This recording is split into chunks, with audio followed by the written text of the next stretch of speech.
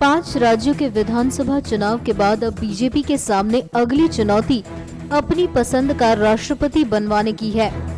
लेकिन लोकसभा और कई विधानसभाओं में प्रचंड बहुमत के बावजूद पार्टी के लिए राष्ट्रपति भवन में अपनी पसंद के उम्मीदवार को पहुंचाना आसान नहीं है।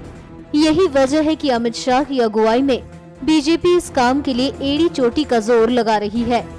राष्ट्रपति चुनाव में एक एक वोट कीमती होने जा रहे हैं, लिहाजा 2 महीने बाद होने वाले राष्ट्रपति चुनाव के लिए योगी आदित्यनाथ और केशव प्रसाद मौर्य का लोकसभा से इस्तीफा नहीं करवाया गया।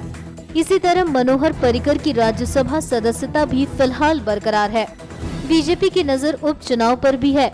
अमित शाह और उनकी पार्टी चाहेगी कि बीजेपी इनमें से ज्यादा सीटें जीती जाएं, ताकि राष्ट्रपति चुनाव के लिए जरूरी वोटों के अंतर को कम किया जा सके। राष्ट्रपति चुनाव में लोकसभा और राज्यसभा के कुल 776 सांसद और 4120 विधायक वोट डालेंगे। राष्ट्रपति चुनाव की प्रक्रिया के मुताबिक इन वोटों की कुल कीमत 10,98,000 है। अपनी पसंद का राष्ट्रपति बनवाने के लिए 5,49,000 कीमत के बराबर वोटों की दरकार है। बीजेपी और सहयोगी पार्टियों के पास कुल 5,53,000 हैं, मगर इनमें से करीब 20,000 कीमत के वोट एनडीए की सहयोगी पार्टियों के हैं। यानी जीत की गारंटी के लिए बीजेपी को अब भी 16,000 कीमत के वोट चाहिए। योगी आदित्यनाथ, केशव प्रसाद मौर्य और पर्रिकर का इस्तीफा रुकवाकर बीजेपी ने 2100 वोटों की कमी पूरी कर ली है। राष्ट्रपति चुनाव की रेस में बीजेपी की चिंता सिर्फ विपक्षी पार्टियों को लेकर नहीं है।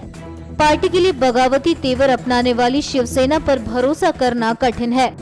शिवसेना कह चुकी है कि संघ प्रमुख मोहन भागवत को राष्ट्रपति उम्मीदवार बनवाया जाना चाहिए। सहयोगी पार्टियां राष्ट्रपति चुनाव में समर्थन के बदले उपराष्ट्रपति पद के लिए मोलभाव कर सकती हैं। जाहिर है बीजेपी नहीं चाहेगी कि उसे उपराष्ट्रपति चुनाव के लिए उम्मीदवार को लेकर समझौता करना पड़े। इसके लिए जरूरी है कि वो अपने बलबूते राष्ट्रपति चुनाव जीत सके। एनएमएफ न्यूज की रिपोर्ट।